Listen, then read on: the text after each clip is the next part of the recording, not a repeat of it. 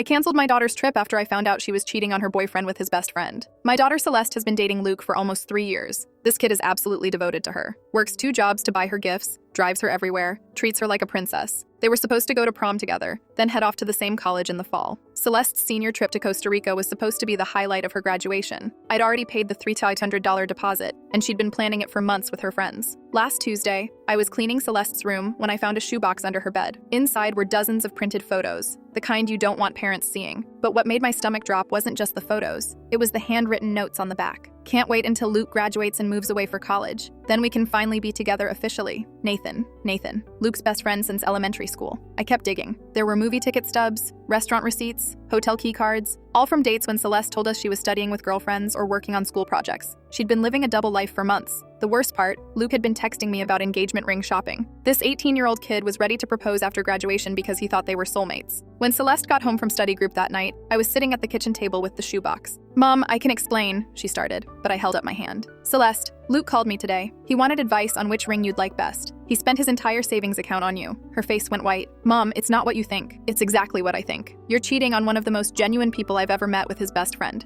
You're destroying a friendship and a young man's heart simultaneously." She tried to justify it. Said Luke was too clingy and that Nathan understood her better. Said she was planning to break up with Luke after graduation anyway. So what was the harm in having some fun first? "The harm," I told her, "is that you're using someone who loves you as a placeholder while you sneak around with his best friend. That's not just cheating. That's psychological torture." I picked up her Costa Rica itinerary from the counter. "Your trip is canceled. You're grounded until you tell Luke the truth. You can't do that. Everyone's going. I'll be the only one left behind. You should have thought about consequences before you decided to betray someone who trusted you completely." She screamed that I was ruining her life, that it wasn't fair, that she was 18 and could make her own choices. "You're right," I said. "You can make your own choices, but I don't have to fund them. And I'm not going to finance a celebration for someone who treats people this badly." The next morning, Celeste tried a different approach. She came downstairs in tears, promising she'd break up with Nathan and focus on Luke. But I'd heard her on the phone the night before laughing with Nathan about how dramatic I was being. I called the travel company and canceled her trip. Lost the deposit, but I didn't care. That afternoon, Luke showed up at our house with flowers for Celeste, having no idea what was coming. I watched through the window as Celeste told him she needed space before college. She couldn't even be honest. Luke was devastated, kept asking what he'd done wrong, if he could fix it. Celeste just kept saying it wasn't his fault, which technically was true. The real kicker. 2 days later, Nathan posted a photo on Instagram of him and Celeste together at some fancy restaurant. Luke saw it and put the pieces together himself. He called me that night crying. "Mrs. Johnson, did you know?" I couldn't lie to him. "I found out recently, Luke. I'm so sorry. I was going to propose to her after graduation," he said. "I thought we were going to get married someday." Luke was sobbing about not being good enough. "I've been studying Nathan for months, Mrs. Johnson. I bought his clothes, learned his hobbies, copied how he talks. My older brother was the golden child before he died, and I learned that becoming someone else is how you get people to stay." His breathing quickened. "But I just found Nathan's journal. He's been copying me too. We both erased ourselves. Car tires screeched outside my house. Nathan just pulled into your driveway and Celeste is running out to meet him." I hung up and went to the window. Sure enough, Nathan's black Honda was idling in my driveway, and Celeste was practically sprinting out the front door with her overnight bag. I watched them pull away and honestly, I felt sick. Not just about what Celeste had done, but about what Luke had said on that phone call. Studying Nathan, copying him, erasing himself. The next morning, I woke up early to take the trash out, and that's when I saw Luke's beat-up Toyota Camry parked across the street. At first, I thought maybe he'd just driven by,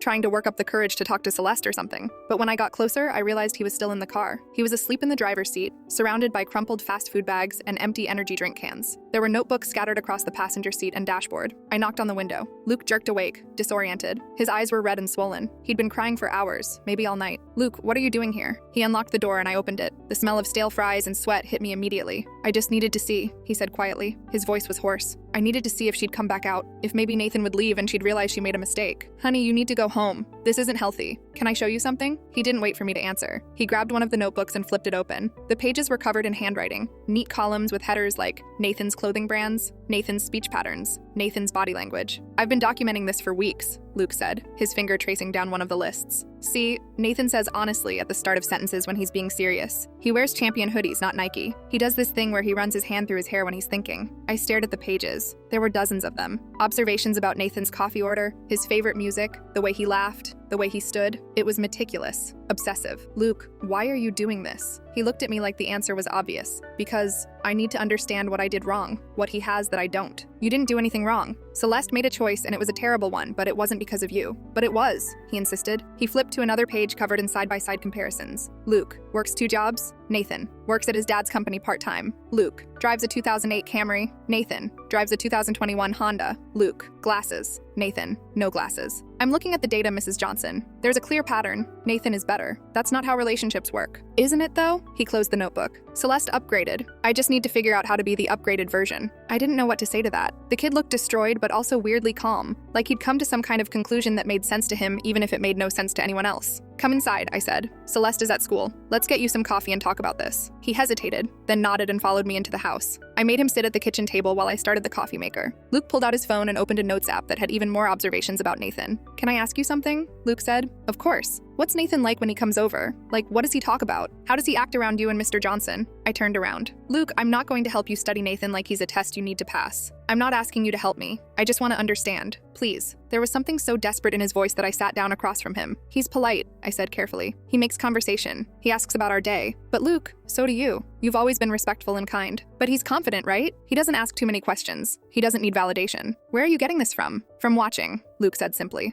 I've been watching how Nathan interacts with people, how Celeste looks at him versus how she looked at me. When I talked, she'd check her phone. When Nathan talks, she leans in. The coffee finished brewing and I poured us both a cup. Luke wrapped his hands around the mug but didn't drink. What does Nathan's family do? Luke asked. His dad owns a construction company, I think. Why? Luke typed this into his phone. And he's an only child? Luke, this needs to stop. You're not processing this as a breakup. You're processing it like it's a personal failure you can correct by becoming someone else. Because it is, he said, looking up at me. Don't you see? I spent 3 years being the wrong person. If I can just figure out the right formula, I can fix it. You can't fix Celeste's choices, and you shouldn't erase yourself trying. He went quiet for a minute, staring into his coffee. My older brother was everything, Luke said softly. Star athlete, honor student, everyone loved him. When he died in that car accident freshman year, my parents just sort of shut down. I learned pretty quickly that the only way to get them to notice me again was to become what they needed. I studied his trophies, I joined his sports teams, I even started wearing his clothes. Luke, it worked. They started seeing me again. So yeah, maybe I know how to erase myself, Mrs. Johnson, but it's also the only thing I'm good at. And if becoming Nathan means Celeste will love me, then that's what I'll do.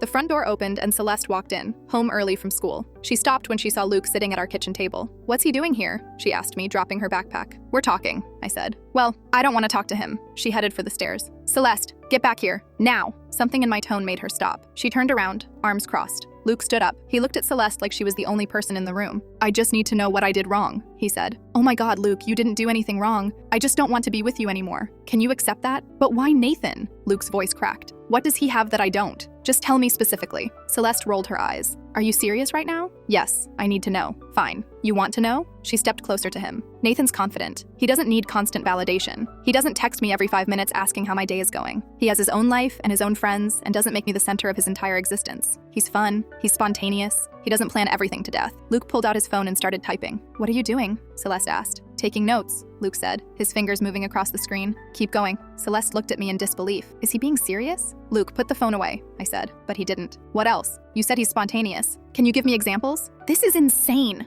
Celeste said. You're insane. I just want to understand what went wrong so I can fix it. You can't fix it, Celeste shouted. Because the problem is you, Luke. The whole thing. The way you smother me, the way you try so hard, the way you make me feel like I'm responsible for your happiness. Nathan doesn't do that. Nathan is just himself. Luke typed faster. Okay, be myself. Don't try too hard. Got it. Celeste made a disgusted sound and went upstairs. Her bedroom door slammed. Luke looked at me. That was helpful. I'm starting to see the pattern. Luke, she just told you the problem is you trying to change yourself, and your response is to add it to your list of things to change. Because now I know, he said. I was being too available, too eager. Nathan plays it cool. I can do that. He left a few minutes later, thanking me for the coffee and the talk like we just had a normal conversation about college applications or something. I watched him drive away and immediately called his mom. Jennifer, we need to talk about Luke. 3 days passed. I didn't see Luke, but Celeste was in an unusually good mood, spending every evening with Nathan. On Saturday morning, the doorbell rang. I opened it and literally did a double take. Luke stood on my porch, but he looked completely different. His shaggy hair was cut short and styled with gel, the same cut Nathan had. He was wearing dark jeans and a Champion hoodie, the same brand Nathan always wore. But the weirdest part was his face. Luke usually wore glasses, black rectangular frames he'd had since sophomore year. Now he had contacts in, and he was standing differently too, shoulders back, chin up. Hey, Mrs. Johnson, is Celeste home? Even his voice sounded different, less hesitant, more casual. Luke, what did you do? I took your advice. I'm being myself now. The better version, you know? He smiled, and it was Nathan's smile, the confident, slightly cocky one. This isn't being yourself, this is being Nathan.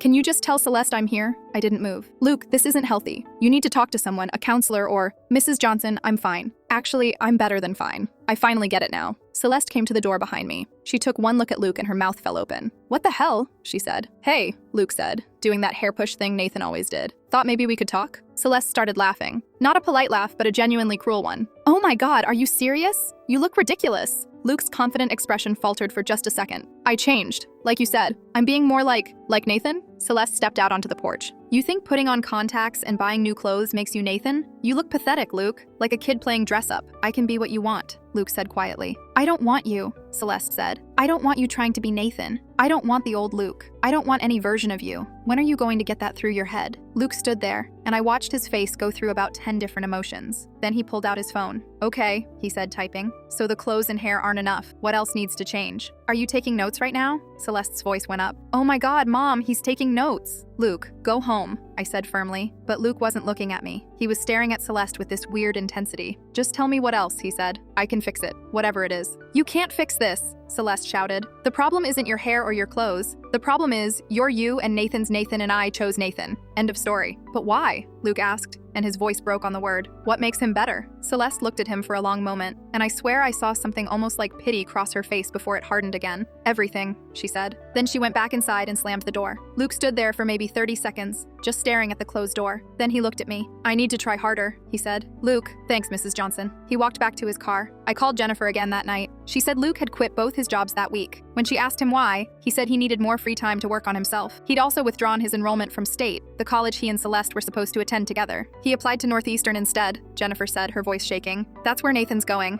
I asked him about it and he said State was a mistake, that he should have applied to Northeastern from the beginning. Jennifer, he needs professional help. I know, we have an appointment with a therapist on Tuesday, but Mrs. Johnson, I went into his room yesterday and I don't even recognize it anymore. He took down all his posters, all his stuff. His bookshelf is full of books about business and construction, things he's never been interested in. Nathan's dad owns a construction company. He's trying to become Nathan. It's worse than that. He's erasing himself. The following Tuesday, I was making dinner when someone knocked on the door. It was Nathan. Mrs. Johnson, can I talk to you? He looked terrible, honestly. Dark circles under his eyes, jumpy. Of course. Come in. Nathan sat at the kitchen table, the same spot Luke had sat in a week ago. I need to tell you something, Nathan said, about Luke and Celeste and all of this. Okay. Celeste told me Luke was controlling, like borderline abusive. She said he tracked her phone, didn't let her hang out with friends, got mad if she talked to other guys. That's why I thought it was okay to, be with her. I thought I was helping her get away from someone toxic. I sat down across from him. And now I know she was lying. Luke wasn't controlling. He was just in love with her. And I destroyed my best friend over a girl who got bored of me after 2 weeks. You broke up? Yeah, she dumped me yesterday. Said I was getting too clingy. Nathan laughed bitterly. The same thing she said about Luke. I called Luke to apologize, to try to explain. But Mrs. Johnson, something's really wrong with him. What do you mean? He didn't sound angry. He didn't even sound hurt. He just kept asking me questions about myself, what I'm majoring in at Northeastern, what my hobbies are, what kind of music I listen to. It was like he was interviewing me. My stomach dropped. When was this? 3 days ago. But it gets worse. He's been following me. Following you? I work at my dad's construction office on weekends. Luke showed up there on Saturday. Just sat in his car across the street watching.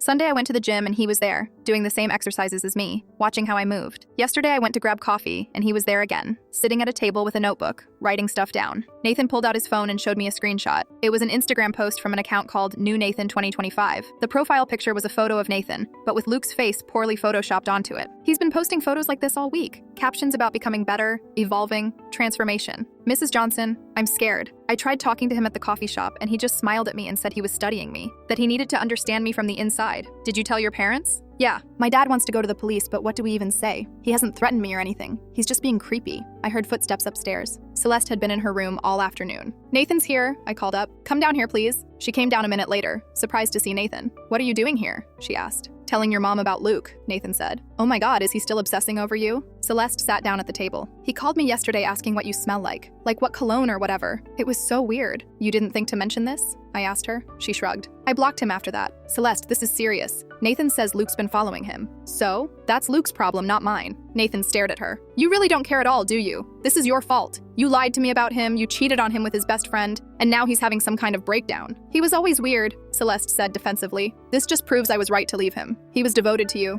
Nathan said. There's a difference. Whatever. I'm not responsible for what he does now. Nathan looked at me. Can you talk to him? Maybe hearing it from you would help? I wanted to say yes, but honestly I didn't know if anything I said would get through to Luke at this point. The kid was in his own reality now. I'll try, I said. Nathan left, and I tried calling Luke. No answer. I tried Jennifer. She answered on the first ring. Mrs. Johnson, thank God. Can you come over, please? I drove to Luke's house. Jennifer met me at the door, her face blotchy from crying. "It's his room," she said. "Just look." I followed her upstairs. Luke's bedroom door was open. The walls were covered in photos of Nathan. Not just regular photos from social media, but hundreds of them, printed out and taped to every surface. Nathan at school, Nathan at work, Nathan at the gym, Nathan in his car. Some of them looked like they'd been taken from a distance, zoomed in. But worse than the photos were the ones where Luke had photoshopped his own face onto Nathan's body. They were everywhere, covering the original photos in some places. "We found this yesterday," Jennifer said, pointing to Luke's desk. There was a notebook open. The pages were filled with practice signatures, all saying Nathan over and over in different handwriting styles. Next to it was a stack of index cards with phrases written on them. "Honestly, you know what I mean. That's sick. For real." Nathan's speech patterns. On the bed was a pile of Nathan's clothes. Not clothes like Nathan's. Actual clothes that belonged to Nathan. "Where did he get these?" I asked. "I don't know. I'm scared to ask." That's when Luke walked in. He was wearing one of Nathan's hoodies, one I recognized from seeing Nathan wear it at our house. He stopped when he saw us in his room. "Mom, I asked you not to go through my stuff," he said. His voice was different again. He was doing Nathan's slight accent, the way Nathan rounded his vowels. "Luke, where did you get these clothes?" Jennifer asked. "I needed them for reference." He said it like it was obvious. "Reference for what?" "I'm almost there. I can feel it. I just need to understand him completely, and then Celeste will see." "See what?" I asked gently. Luke turned to me, and his eyes were bright with something that looked almost like joy. "That I can be better than Nathan. I can be the perfect version.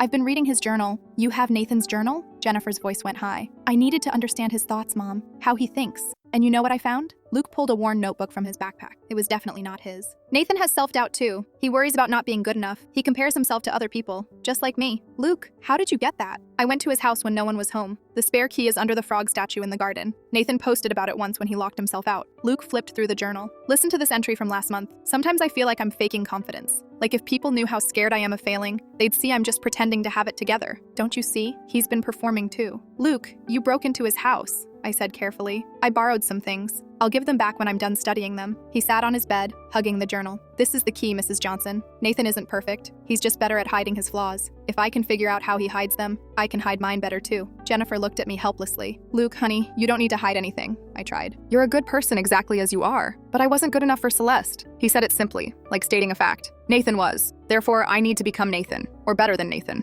I'm calling it Nathan 2.0. "You can't become another person," Jennifer said. "Why not? I became my brother after he died. It worked then." The room went silent. "That's different," Jennifer whispered. "Is it? You and Dad needed me to be him, so I became him. Celeste needs me to be Nathan, so I'll become Nathan. I'm good at this, Mom. It's literally the only thing I'm good at." I saw Jennifer's face crumble. "We never asked you to replace your brother," she said. "You didn't have to ask. I could see it in your eyes every time you looked at me. I wasn't enough. He was. So I fixed it." Luke stood up and went to his mirror. He'd been practicing Nathan's expressions. I could see sticky notes around the mirror frame with instructions. Smile with teeth, eye contact 3 seconds, confident posture. "Luke, we need to get you help," Jennifer said. "I don't need help. I'm finally figuring it out." He turned to us. "Do you know Nathan practices his laugh? I watched him do it in his car before he went into a party. He sits there and practices looking natural. We're not so different after all." That's when Luke's dad, Tom, came home. He took one look at the room and his face went pale. "What the hell is this?" "Tom, we need to talk downstairs," Jennifer said quickly. But Luke spoke first. "I'm becoming better, Dad. Isn't that what you always wanted? For me to be better?" Tom looked at the walls covered in photos, at the stolen clothes,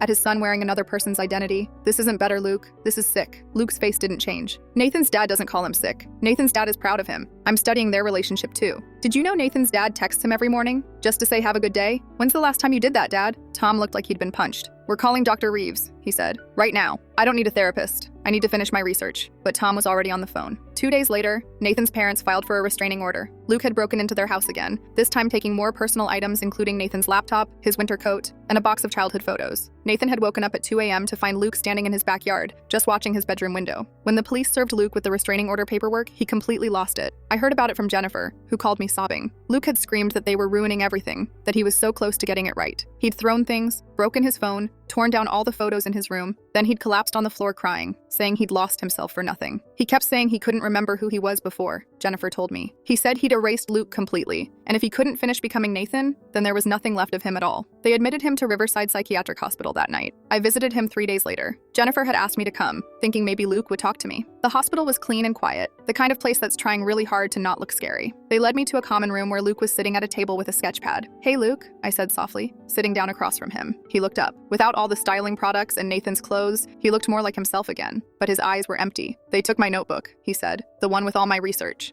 Maybe that's for the best. You don't understand. He pushed the sketch pad toward me. He'd been drawing a timeline, meticulously detailed. At the top it said, "The erasure of Luke Morrison." I started tracking when I began eliminating parts of myself, he explained, his finger tracing down the timeline. Here's when I stopped wearing my glasses even though contacts hurt my eyes. Here's when I quit the jobs I actually liked. Here's when I changed my music taste. Here's when I started forcing myself to like coffee even though I hate it, because Nathan drinks coffee. Each entry had a date and a note about what part of Luke had been removed. I made a systematic study of myself and deleted everything that wasn't Nathan. My laugh, my walk, my opinions, my food preferences, my goals, my personality, all of it. Gone. Why are you showing me this? Because you need to understand. I was running an experiment. What happens when you completely erase one person and replace them with another? I was documenting the process. He flipped to the last page of the timeline. The final entry was blank, just a date. Tomorrow's date. What's this? I asked. The final step. Luke, what final step? He looked at me with those empty eyes. The only difference left between me and Nathan is that Nathan is alive and I'm not. My blood went cold. What? Think about it. I've removed every other variable. I walk like him, talk like him, dress like him, think like him. The last difference is existence itself. Nathan exists, Luke doesn't. Not anymore. So if I remove that final variable, the experiment is complete. Luke, are you saying you want to hurt yourself? I'm saying I've already erased myself. This body is just the last piece that needs to be deleted. Then Nathan wins completely, like he should have from the start. I stood up so fast my chair fell over. I need to talk to his doctor, now. A nurse came over and I explained what Luke had just said. They took him back to his room immediately. I heard later they put him on 24-hour watch. Dr. Reeves, Luke's psychiatrist, called me that evening.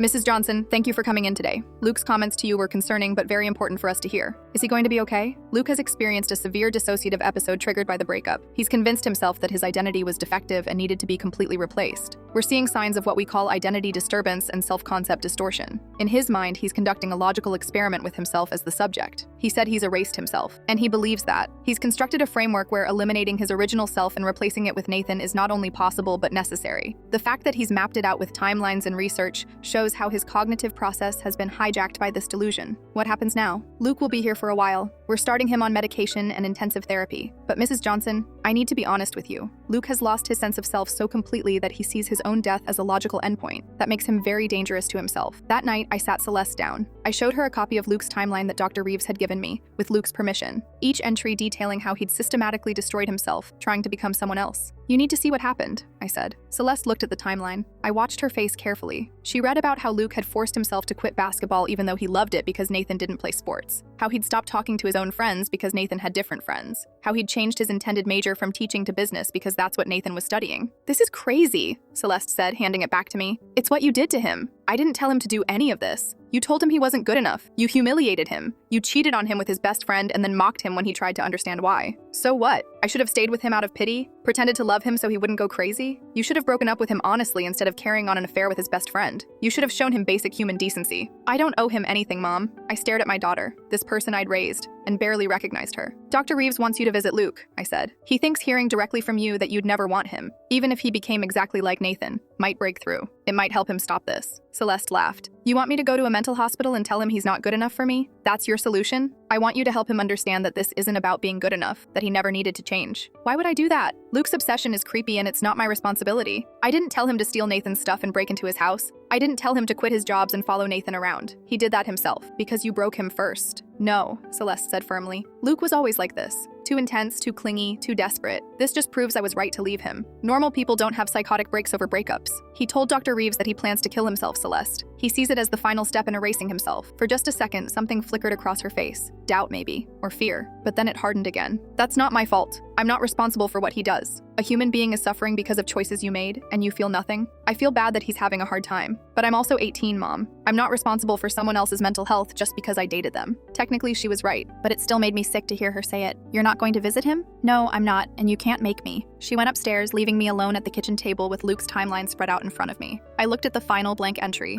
the one dated for completion, and felt completely helpless. Luke stayed in Riverside for 2 weeks. I visited him twice more. Each time he seemed a little more present but also more lost, if that makes sense. Like he was coming out of the delusion but finding nothing underneath it. "I don't know who I am anymore," he told me during the last visit. "The doctors keep asking me about my interests, my goals, what I like to do. I don't have answers. I deleted all of it." "You can rebuild," I said. "You can figure out who Luke is supposed to be." "But what if the real Luke is the person who wasn't good enough? What if I find myself again and realize Celeste was right?" I didn't have an answer for that. They released him to outpatient care after that. Medication, therapy 3 times a week, regular check-ins. Jennifer told me he was doing better but different, quieter, like someone recovering from a serious accident, learning to walk again but not sure where they're walking to. I only saw Celeste cry about it once. She came downstairs one morning with her phone in her hand. "Nathan texted me," she said quietly. "What did he say?" "That Luke's therapist asked Nathan to write a letter to Luke, about their friendship before all this happened, about who Luke used to be. Nathan said he spent all night trying to remember and he realized he barely knew Luke at all. Said Luke was always just sort of there, in the background, being supportive. He couldn't remember a single thing Luke was passionate about besides trying to make other people happy." Celeste sat down at the kitchen table. For the first time since this whole thing started, she actually looked sad. "I've been thinking about what you said, about me breaking him, and I keep going back through our relationship trying to remember who Luke was before he became obsessed with being perfect for me. And Mom, I can't remember either. I don't think he ever showed me. Maybe because you never asked." She nodded slowly. "Nathan said something else in his text. He said we both used Luke. I used him as a safety net while I did whatever I wanted, and Nathan used him as free therapy whenever he had problems. Neither of us ever asked Luke what he needed. Are you going to visit him? Would it help, or would it make it worse?" "I don't know," I admitted. Celeste never did visit. Instead, she wrote Luke a letter, which her therapist recommended. She showed it to me before mailing it. It wasn't an apology exactly, but it was honest. She told him she'd been selfish and cruel, that his devotion had scared her because she didn't think she deserved it, so she'd sabotaged the relationship instead of being brave enough to end it. That she was sorry for humiliating him and making him feel like he needed to become someone else. Whether Luke ever read it or responded, I don't know. 2 months after Luke's hospitalization, I was doing laundry when I found Celeste sitting in the living room staring at her laptop screen. "You okay?" I asked. She turned the laptop toward me. It was Luke's old Instagram account, from before everything happened. She'd been scrolling through his posts from sophomore and junior year. "Look at this," she said, pointing to a post from 2 years ago. It was a photo of Luke at a robotics competition, holding a trophy, actually smiling a real smile. The caption was about how his team had won regionals, and they were headed to nationals. "He loved robotics," Celeste said softly. "I completely forgot. He quit the team junior year to spend more time with me. I told him I felt like he was never around, so he quit." She scrolled further. More photos. Luke playing guitar at a school concert. Luke volunteering at an animal shelter. Luke at the beach with friends, laughing at something off camera. "Who was this person?" Celeste asked. That was Luke before he decided being Luke wasn't enough. She closed the laptop. "I destroyed someone who actually existed. Someone who had his own life and interests and friends. I took all of that and made him feel like it was worthless." "Yes," I said. "You did." She looked up at me with tears in her eyes, and I thought maybe finally she was getting it. But then her phone buzzed with a text from her new boyfriend, some college guy she'd met at a party. And just like that, the moment was gone. She wiped her eyes and started texting back, and I knew whatever guilt she felt wouldn't be enough to change who she was. 3 months after everything fell apart, I ran into Nathan at the grocery store. He'd shaved his head. "Different look," I said. He touched his head self-consciously. "Yeah, Luke was copying everything about me, even how I styled my hair. It started freaking me out like I couldn't recognize myself anymore, so I just shaved it off. Fresh start, you know? How are you doing?" "Honestly, not great. I can't stop thinking about what I did. Luke was my best friend since 3rd grade, and I threw that away for a girl who dumped me 2 weeks later. Some days I drive by his house wanting to apologize in person, but I can't because of the restraining order. He's in therapy, making progress from what I hear." "That's good. That's really good." Nathan hesitated. "Can I ask you something? Do you think he'll ever be okay? Like really okay?" "I don't know. I hope so." Nathan nodded. "I wrote him that letter his therapist asked for. Spent all night trying to remember who Luke was before all this. And Mrs. Johnson, I barely could. He was always just sort of there, you know? Being supportive, helping me with my problems, driving me places. I took and never gave anything back. Neither of us did, me and Celeste. We just used him up. At least you recognize that now." "Yeah, but what good does it do? Luke's in therapy because I helped destroy him, and there's nothing I can do to fix it." He left, and I finished my shopping thinking about how many people had failed Luke. His parents, replacing their dead son with their living one. Celeste, using his devotion while giving nothing back. Nathan, taking his friendship for granted. Even me, not seeing the signs earlier that this kid was erasing himself. It was a Saturday morning when I got the call from Dr. Reeves. "Mrs. Johnson, I wanted to update you on Luke's progress. I know you've been concerned. How is he?" "He's working hard in therapy. We've been doing a lot of work around identity formation and self-concept. The good news is he's no longer expressing suicidal ideation. The harder news is that he's essentially rebuilding his entire sense of self from scratch. It's like talking to someone who doesn't quite know who they are yet. Is that normal? For someone who systematically erased themselves? Unfortunately, yes. Luke has to figure out who he is when he's not trying to be someone else. That's incredibly difficult work. Can I ask you something? Off the record? Of course. Do you think he'll ever really recover from this?" Dr. Reeves was quiet for a moment. "I think Luke will find a way forward. Whether that's recovery or just learning to live with the damage, I can't say. What I can tell you is that the human mind is remarkably resilient, even when we think we've broken it beyond repair." That evening, I finally sat Celeste down with the psychiatric evaluation Dr. Reeves had sent me, with Luke's permission. The clinical documentation of his breakdown, the assessment of his current mental state, the diagnosis of identity disturbance and dissociative features. The note at the bottom that said, "Patient continues to express belief that self-erasure is incomplete, remains at elevated risk." Read it, I said. Celeste took the papers reluctantly. I watched her face as she read through the clinical language describing exactly what Luke had done to himself and why. When she finished, she put the papers down. This is really sad, Mom, but I still don't know what you want me to do. I want you to visit him. I want you to tell him that you would never want him, even if he became exactly like Nathan, that the whole thing was pointless. Maybe hearing it directly would help him stop, or maybe it would make everything worse. You really think me telling him he destroyed himself for nothing is going to help? Dr. Reeves thinks it might give him closure, help him accept that the transformation was never going to work. Celeste stood up. No.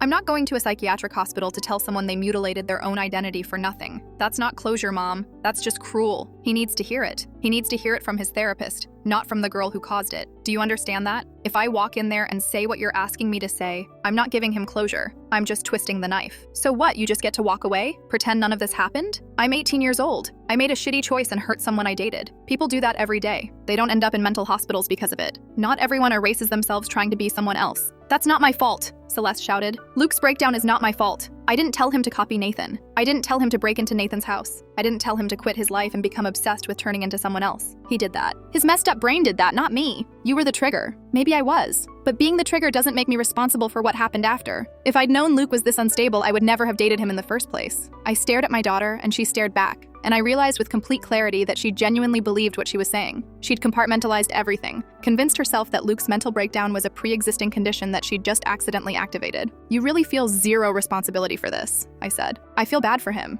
I do. But no, I don't think his psychotic break is my fault just because I broke up with him. You didn't break up with him. You cheated on him with his best friend, lied to him for months, humiliated him publicly, and then mocked him when he tried to understand what went wrong. And none of that should have caused a mental breakdown in a healthy person. Celeste grabbed her keys. I'm sorry Luke was broken already, Mom. I'm sorry I didn't see it, but I'm not visiting him and I'm not taking responsibility for what he did to himself. She left, and I stood there holding the psychiatric evaluation in my hands, all those clinical terms describing how completely a human being had dismantled himself, and all I could think was that I'd raised someone incapable of seeing her own reflection in the damage around her. 8. Flights are $1,400 each, my mom said. If you can't keep up, don't bother coming. She was talking about my cousin Justin's destination wedding in Bali. The whole family was going, aunts, uncles, grandparents, everyone except apparently me. I'm a freelance graphic designer, and mom's always treated my career like it's just a hobby, like I'm still playing with crayons in the basement instead of running an actual business. I understand, I said quietly, stirring my coffee. Have fun taking pictures. My sister Kate rolled her eyes from across the kitchen table. Maybe if you got a real job instead of playing on your computer all day, you could afford to go places with the family. I didn't respond. There was no point. They'd made up their minds about me years ago, and nothing I said was going to change that. My mom went back to scrolling through flight options on her laptop, occasionally showing Kate different hotel packages. They talked like I wasn't even there. What they didn't know was that I'd been secretly working with Justin for 6 months. He'd hired me to design his entire wedding brand after seeing my portfolio online. Invitations, programs, welcome bags, ceremony signage, reception menus, literally everything. The whole aesthetic was mine, and he paid me $8,000 up front with another $3,000 due on delivery. Justin made me swear to keep it secret because he wanted to surprise everyone with how professional and beautiful everything would look. Trust me, he'd said over the phone, they're going to lose their minds when they see this stuff. Your designs are incredible, man. Way better than anything those wedding planners showed us. I'd spent months perfecting every detail. Custom watercolor florals, hand-lettered calligraphy, a color palette that matched the Balinese sunset. It was some of my best work. The family group chat was buzzing for weeks about their flights, hotels, and outfits. I watched them plan every detail while pretending I wasn't involved. Mom even posted photos of her new vacation wardrobe with captions like, "When your son can't afford family trips but you still have to look good for the family photos." Kate had shared a screenshot of her first-class ticket with 3 palm tree emojis. "Living my best life," her caption said. Some of us know how to adult. I just kept working on the designs, adding little touches I knew would make Justin and his fiancée happy. Custom illustrations of their dog on the cocktail napkins, a timeline of their relationship woven into the ceremony program. Small things that showed I actually cared, you know? 3 days before the wedding, my phone rang at 2 a.m. I picked it up half asleep. "Dude," Justin's voice was panicked. "We have a massive problem." I sat up in bed, suddenly wide awake. "What's wrong?" "The resort's printer completely broke down and all our wedding materials are stuck in Indonesian customs. Some paperwork issue with the commercial printing company we were using.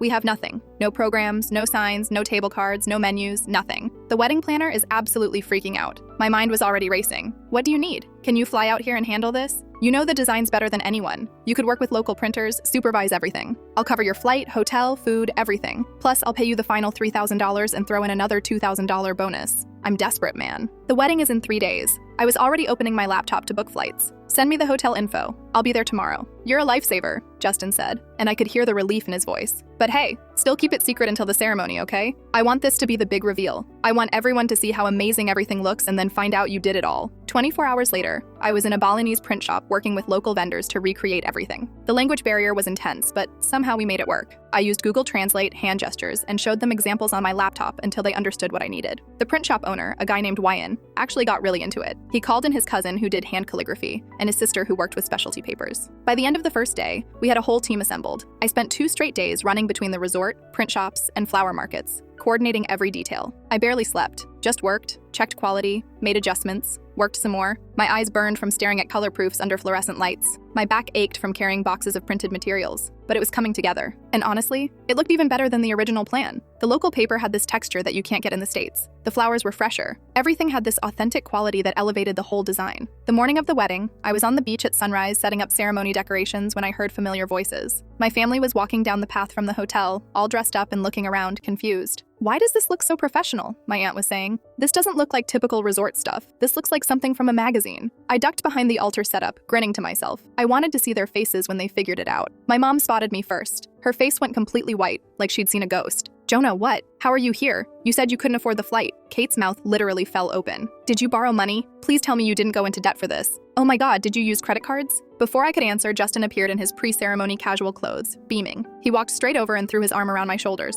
"Afford it? Your son didn't pay a dime to be here." I flew him out. He gestured to all the beautiful decorations around us, the programs stacked on the welcome table, the custom signage, everything. Meet my secret wedding designer. Jonah has been creating our entire wedding aesthetic for months. Every invitation you guys got, every program you'll read today, every single detail you're going to Instagram later, that's all his work. The whole family just stared. My aunt's hand went to her mouth. My uncle looked from me to Justin and back again like he was trying to solve a math problem. My grandmother actually gasped, then walked up to me with tears already falling. For a second, I thought she was going to hug me, tell me she was proud, that she was sorry for doubting me. Instead, she slapped me. Not hard, but enough to make a sound. Enough that people nearby turned to look. "I gave you $15,000 last year," she said, her whole body shaking. "Told you it was your inheritance early, because you came to my house crying about eviction." Crying, Jonah. "You were sobbing in my living room." The family went silent. The beach went silent. Even the waves seemed quieter. Her voice cracked. "I've been skipping my blood pressure medication to afford groceries." My aunt made a wounded sound. "Mom, you gave him your emergency savings?" "All of it," Grandma said, still staring at me. "Every penny I had set aside. He said his landlord was going to throw him out on the street. He said he had nowhere to go." Kate started crying. "Grandma, why didn't you tell us you were struggling?" But my grandmother just kept staring at me, tears running down her face. "I don't understand why you didn't tell me you were okay. I don't understand why you let me think you were desperate when you were fine." Then she touched her chest, a small gesture that most people probably wouldn't even notice. But my uncle saw it. "Someone call an ambulance," he screamed. "Mom? Mom, what's wrong?" Grandma's face went pale. Not just pale, gray. Her lips had no color. She stumbled, her legs giving out. Justin caught her before she hit the sand. He lowered her down gently while everyone started shouting at once. My mom pushed me aside, actually shoved me, to get to her. Kate was sobbing, yelling for help. My aunt was screaming for someone to call 911, then remembered we were in Indonesia and started yelling different numbers. Resort staff came running. The wedding planner was on her phone, speaking rapid Indonesian. Other wedding guests started gathering, confused and scared. I stood there frozen as paramedics rushed down the beach. They had to bring the stretcher across the sand, which slowed everything down. Every second felt like an hour. When they lifted Grandma onto the stretcher, she looked at me one last time. Her eyes were unfocused, confused. Her mouth moved like she was trying to say something, but no sound came out. Then her eyes rolled back and her head fell to the side. The ambulance ride to the hospital was a blur of sirens and my mother's screaming. She sat in the back with Grandma while I followed in a taxi with Kate and my uncle. Nobody would look at me. Kate kept her face turned toward the window, crying silently, her shoulders shaking. My uncle's jaw was clenched so tight I could see the muscle twitching under his skin. The taxi driver kept glancing at us in the rearview mirror, clearly uncomfortable with whatever family drama he'd gotten caught up in. He turned up the radio like that would somehow help. At the hospital, we sat in a waiting room that smelled like antiseptic and fear. The walls were this pale green color that made everything feel even more hopeless, like we were sitting inside a bruise. My mom paced back and forth, her heels clicking against the tile floor. She'd stop every few seconds to glare at me, then keep pacing, just clicking and glaring, clicking and glaring. "You killed her," she finally said. Her voice was flat, emotionless. "You actually killed your grandmother." I opened my mouth, but nothing came out. What could I say? Kate looked up at me with red, swollen eyes. "How could you let her suffer like that? How could you know she gave you everything and just not care?" "I didn't know she was," I started. But my uncle cut me off. You didn't ask. That's the goddamn point. You took 15 grand and never once checked if she was okay. Never once asked if she needed help or if things were tight for her. She's 82 years old, Kate added. Did you think she was rolling in money? A doctor came out before I could respond. He was young, probably early 30s, with kind eyes that looked exhausted. His face told us everything before he said a word. I've seen that expression before, on TV, in movies. But seeing it in real life is different. It's like the air gets sucked out of the room. I'm very sorry, he said in accented English. We did everything we could, but she's gone. The damage to her heart was too extensive. I'm so sorry for your loss. My mother made a sound I'd never heard before, like something breaking inside her, like her soul cracking in half. Kate grabbed onto her, and they held each other, shaking and sobbing. My uncle put his head in his hands. His shoulders started heaving. I just stood there. I couldn't move, couldn't think. The fluorescent lights hummed overhead. Someone's phone buzzed. Life just kept going like nothing had happened. Can we see her? My mother asked through her tears. The doctor nodded slowly. Yes, of course. I need to tell you something first, though. She actually regained consciousness briefly before she passed. She said something. What? My mother stepped forward, grabbing the doctor's arm. What did she say? The doctor glanced at his notes, then at me. His eyes lingered on me for a moment, like he was trying to figure something out. She asked, "Is Jonah safe?" Those were her last words. Then she coded and we couldn't bring her back. The hallway went silent except for the hum of fluorescent lights and the distant beeping of medical equipment. My mother's face did something complicated, cycling through grief and rage and confusion all at once, like she couldn't decide which emotion to land on. That was it? Kate whispered. She was worried about him? After everything he did, she died worrying about him? The doctor cleared his throat uncomfortably. I need to tell you something else. This wasn't her first heart attack. What? My aunt said. She had one about 3 months ago. It went untreated because, he checked his chart, she couldn't afford the follow-up care. The medication, the cardiac monitoring, the lifestyle modifications we recommended, she skipped all of it. This second cardiac event was catastrophic because the first one had already damaged her heart muscle. The scarring weakened it significantly. 3 months ago, my aunt repeated slowly, like she was trying to process the words. She's been having heart problems for 3 months, and none of us knew? According to her medical history, she came to the emergency room once with chest pains and shortness of breath. We ran tests, confirmed it was a mild heart attack, gave her prescriptions. She never filled them, never came back for follow-up appointments. The doctor looked genuinely sad. We see this sometimes with elderly patients on fixed incomes. They choose between medication and food. My mother turned to look at me. Her eyes were completely empty, like someone had scooped out everything that made her my mom and left just this hollow shell. You took her money 11 months ago. She's been suffering all this time, and you never once asked if she needed help. Not once. I tried to speak, but my throat had closed up. I felt like I was drowning on dry land. Before anyone could say anything else, a nurse approached us carrying a manila envelope. She was older, maybe 60, with gray hair pulled back in a tight bun. Your mother left this at the front desk when she checked in this morning, she said to my mom. She was very specific. She said to give it to the family if something happened to her. My mother took it with shaking hands. The front was labeled in Grandma's handwriting, the same neat cursive she'd used to write birthday cards and Christmas lists my whole life. Open if something happens. My heart started pounding. Why would she have written that this morning? How did she know? Inside was a letter, handwritten on lined notebook paper, the kind Grandma always bought in bulk from the dollar store. My mother unfolded it and started reading aloud, her voice breaking. To my family, Jonah lied about the eviction. She stopped, looked up at me, looked back down at the letter. His landlord, Mrs. Chen from my church, told me he paid 6 months' rent up front 2 weeks after taking my money. I've known for 11 months. The entire family turned to stare at me. My uncle's mouth fell open. Kate actually stood up from her chair. My aunt's face went from grief to shock to something else entirely. What? My mother whispered. I tried to speak, but my throat had closed up completely. I couldn't get words out, couldn't breathe. My mother kept reading, her voice getting harder, sharper. I gave him the money anyway as a test to see if he'd confess. For nearly a year, I dropped hints about struggling financially in our phone calls. Expensive bills, maybe needing a part-time job at my age, wondering how to make my social security stretch. And Jonah never offered help or admitted the truth. I wanted to see how long my grandson would let me suffer for money he didn't need. Now you know too. You knew? Kate's voice was shrill, echoing in the hospital corridor. You knew you didn't need it and you just kept it? You knew she was struggling and you said nothing? The letter says there's more, my aunt said quietly, reading over my mother's shoulder. She says she left something in her hotel room, a shoebox. My uncle was already moving toward the exit. Let's go,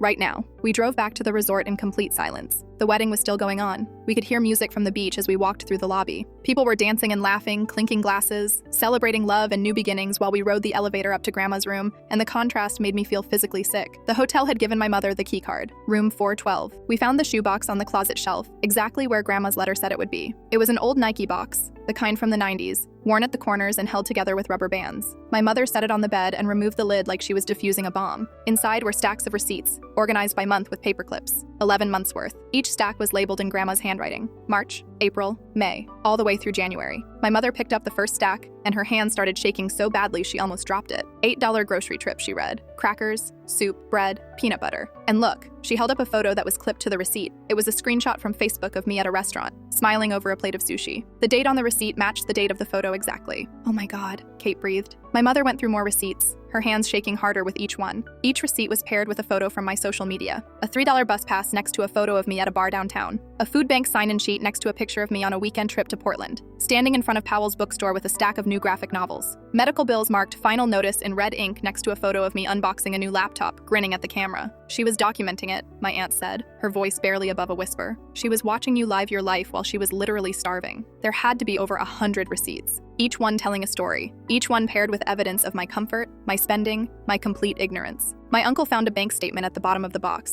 He pulled it out and just stared at it for a long moment. Jesus Christ. Her account went from $18,000 to $340 over the year. He spread it out on the bed so we could all see. Grandma had used a yellow highlighter on specific transactions, drawing our attention to the worst parts. A declined $400 emergency room charge with a note in the margin in her shaky handwriting. First heart attack, couldn't afford treatment. A $6 purchase at a dollar store labeled crackers and soup lasted 4 days. A canceled health insurance payment with a note, chose rent instead. She was one missed payment from being homeless, my mother said, running her finger along the highlighted charges. She was going to be evicted for real, while you, she looked at me with pure disgust, were posting about restaurants and vacations. Kate was crying again, but this time it was different. Angry tears. She picked up another receipt. This is from a thrift store. $3 for a used winter coat. In November, she held up the paired photo. You were at a Timbers game that day. I remember this post. You were complaining about the beer prices. There's another letter, my aunt said quietly. She was holding a sealed envelope addressed to Jonah in Grandma's handwriting. It was tucked into the side of the box. My mother ripped it open without asking my permission and started reading aloud. Dear family, I want you to know that I've been going to St. Mary's Soup Kitchen 3 days a week for meals. Monday, Wednesday, Friday. I told everyone there that my grandson is a successful designer who hit hard times, and I was proud to help him get back on his feet. I bragged about Jonah to the other people in line. I showed them photos of his work on my phone while we waited for donated bread and canned vegetables. I protected his reputation while standing in line for free food because I thought that's what grandmothers do. Kate put her hand over her mouth. My aunt was crying silently, tears just streaming down her face. My uncle looked like he wanted to put his fist through the wall. His hands were clenched so tight his knuckles had gone white. My mother's voice was shaking so badly she could barely get the words out. I found a newspaper clipping of Jonah winning a graphic design award with a $3,000 prize 8 months ago. It was in our local paper, the community section. He won an award and didn't think to check if I needed my money back. He posted about expensive dinners but never asked how I was eating. I stopped being his grandmother and became his ATM, and he didn't even notice I was dying. The award. God, I'd completely forgotten about it. It was for a logo design competition, some local business thing. I'd used the prize money to upgrade my computer, bought a new monitor too. I remembered posting about it, how excited I was about the color accuracy. There's more, my aunt said. She was holding a small notebook, the cheap kind with a black and white marbled cover that you can buy for like $1. It looks like a journal. My uncle took it from her and started flipping through pages. It was filled with Grandma's handwriting, dated entries going back almost a year. His face changed as he read. Listen to this, he said, his voice thick with emotion. March 14th, cut my blood pressure pills in half today to make them last longer. The pharmacy wanted $80 for a refill, and I have $43 until my next Social Security check. Jonah posted about a concert he went to. Ticket prices were $85. I'm eating crackers for dinner. He still hasn't called to confess. He flipped forward. May 2nd, walked 3 miles to the grocery store to save the $2.50 bus fare. My feet are covered in blisters and my knees are screaming. I'm getting too old for this. Jonah posted photos from a weekend in Seattle with his friends, breweries, and restaurants. He still hasn't called. He still doesn't know I know. Another page. July 19th, went to bed hungry again. I'm so dizzy when I stand up. The room spins. I think my blood sugar is too low, but I can't afford to see a doctor to find out. Jonah posted about buying a new laptop. Top of the line, he wrote. Worth the investment. I wonder if he thinks about me at all. I wonder if he remembers where he got the money. She was tracking everything, Kate whispered. Every post, every purchase, every single day you didn't confess. My mother grabbed the journal from my uncle and kept reading, flipping through pages randomly. Each entry was another knife, another piece of evidence of my cruelty. August 30th, chest pains today. Sharp ones, like someone squeezing my heart in their fist. I think it might be serious, but I can't afford to find out. The ER is too expensive and I don't have insurance anymore. Jonah won a design award, $3,000 prize. I saw it in the local paper at the library. He didn't mention it to me. Didn't think his grandmother might like to know about his success. Or maybe didn't want to risk me asking for my money back. She flipped forward several pages and stopped. Her face went white, actually drained of all color. What? My aunt asked, stepping closer. My mother's voice came out barely above a whisper. This entry is from 2 weeks before Bali. 2 weeks ago. She read aloud. I've been having chest pains for days now. Worse than before. Sharper. More frequent. I think another heart attack is coming. I can feel it in my body, the way you can feel a storm coming. I could ask the family for help. I could call Kate or my son or anyone, but then Jonah wins. He gets away with it and everyone feels sorry for him. Poor Jonah, who had a moment of weakness, who made a mistake. I'd rather die proving what he's really like than live watching him pretend to be a good person. At least in death, I can be honest. The room went completely silent. Even the air conditioning seemed to stop. Outside, we could hear the wedding music, people laughing. She knew, Kate said, her voice hollow. She knew she was dying and she chose this. She chose to let it happen. My mother turned to the last page of the journal. The entry was dated that morning, the morning of the wedding. Grandma's last words on paper. Today, Jonah will present his beautiful work, and everyone will praise him. They'll talk about how talented he is, how professional, what an eye for design. Then they'll find out he created it with money stolen from a woman he let starve. If my heart gives out during the reveal, at least I'll die knowing he can never escape this. The truth is my last gift to him, the only inheritance that matters. My mother looked up at me. Her eyes were completely dry now, which was somehow more terrifying than the crying. She planned this. She planned her own death to expose you. That's not, I started. But what could I even say? The evidence was right there.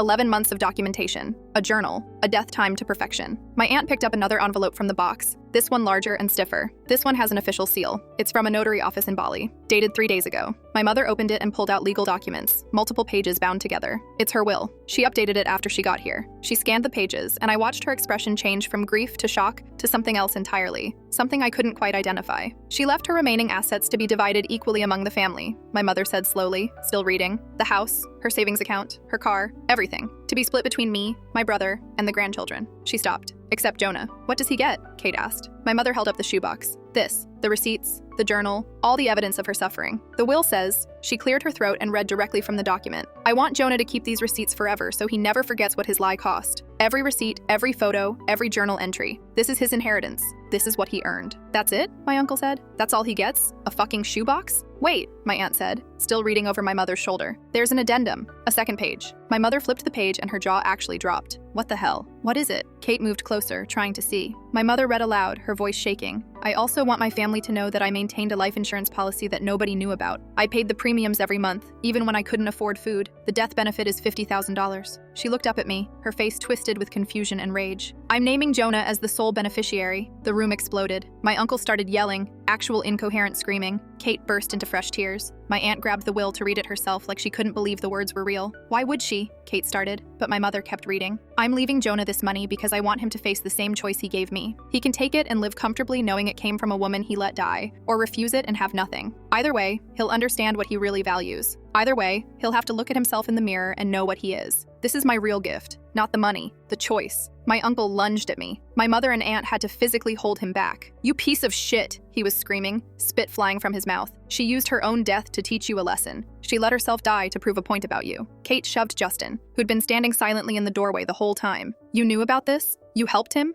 I didn't know about the money, Justin said quickly, holding up his hands. I swear to God, I just knew about the design work. He told me he was freelancing and needed the gig. That's it. Get out, my mother said to me. Her voice was cold and calm now, which was somehow worse than the screaming. Get out of this room right now. Mom, I tried. If you take that insurance money, she said, cutting me off, I will personally tell every single person we know the full story. Our church, your clients, every person who ever respected you, every family friend, everyone. I will make sure everyone knows exactly what you are. I will post it on Facebook. I will call people. I will make it my mission. Kate nodded. I'll help her. We all will. I left the hotel room and went back to mine. The whole walk there, I could hear the wedding reception in full swing. People were having fun, dancing, celebrating. Live music played. Someone was singing badly on karaoke. My phone started buzzing. Family group chat. I watched in real time as my name disappeared from the member list. Removed. Then texts started coming in from cousins, from family friends, from people I hadn't talked to in years. Word was spreading fast. My aunt had already posted something on Facebook. I could see the notifications piling up. 2 weeks later, I was back home in Portland. The funeral had been a nightmare I still couldn't fully process. Half the family wouldn't speak to me. The other half wouldn't stop speaking to me, telling me exactly what they thought in graphic, creative detail. My aunt told me I should be ashamed to show my face. A cousin I barely knew called me a parasite and said it in front of everyone at the reception. Another cousin, one of Kate's friends, literally spit at my feet. The funeral home director had to ask me to leave early because my presence was creating a disturbance. People were getting too angry, too loud. It was becoming a scene. The insurance company sent me an email about a week after I got home. Subject line, Claim information for policyholder, Elizabeth Reeves. I stared at it for an hour before opening it. Just sat there at my desk, cursor hovering over the email, unable to click. The claim form was attached as a PDF, standard stuff mostly. Name, relationship to deceased, contact information, social security number, banking details for direct deposit. But then at the bottom was a section that made my stomach drop. Please provide a detailed written statement describing your relationship with the deceased and why you believe you should receive this benefit. This statement will be notarized and kept permanently on file as part of the claim record. Minimum 250 words required. I sat there looking at that question. Grandma had structured it this way on purpose. She knew exactly what she was doing. She'd probably researched this, planned every detail. If I wanted the money, I had to write down, in legal terms, under penalty of perjury, why I deserved it. I had to describe our relationship, and whatever I wrote would be permanent, notarized, on record forever, accessible to anyone who requested it. If I lied on the form and said I had a loving relationship with her, that I'd supported her, that she'd wanted me to have this money because I was a good grandson who deserved it, that would be fraud. An actual crime, insurance fraud. They could prosecute me. If I told the truth, I'd be admitting in a legal document that I took her money under false pretenses and let her suffer for a year. I'd be creating evidence of my own cruelty, permanent evidence. My phone buzzed. Text from my mother. 47 missed calls from family. Don't you dare take that money. I'm warning you. I looked at the call log. She wasn't exaggerating. Aunts, uncles, cousins, even my grandmother's friends from church. People I'd never even met. All of them telling me the same thing. Don't take it. You don't deserve it. Have some decency. Show some respect. Be a human being for once in your life. Another text from Kate. If you cash that check, I will never speak to you again. I mean it, Jonah. You'll be dead to me. Completely dead. My aunt had sent a long paragraph about family values and doing the right thing. My uncle's message was shorter. Take the money and I'll make sure you regret it. I thought about Grandma's last words. Is Jonah safe? She'd been worried about me even as she died. Even after everything I'd done. Even after I'd let her skip meals and cut pills in half and go to food banks while I posted about concerts and restaurants and weekend trips and new equipment. She died still protecting me, still loving me somehow, and her final gift was forcing me to decide what that meant, what I was worth, what I was willing to live with. I picked up a pen, put it down, picked it up again. My hand was shaking. The form sat there on my desk, questions staring at me like an accusation. Describe your relationship with the deceased and why you believe you should receive this benefit. I started to write, stopped, crumpled the paper, got a new form, started again. Outside my window, life continued. Cars drove by. Someone was walking their dog. A kid rode past on a skateboard. The world didn't care about my grandmother or my choice or any of it. I looked at the shoebox sitting on my shelf. Grandma's real inheritance. All those receipts. All that suffering. All that documentation of who I really was. My hand hovered over the paper, pen touching down, ready to make my choice.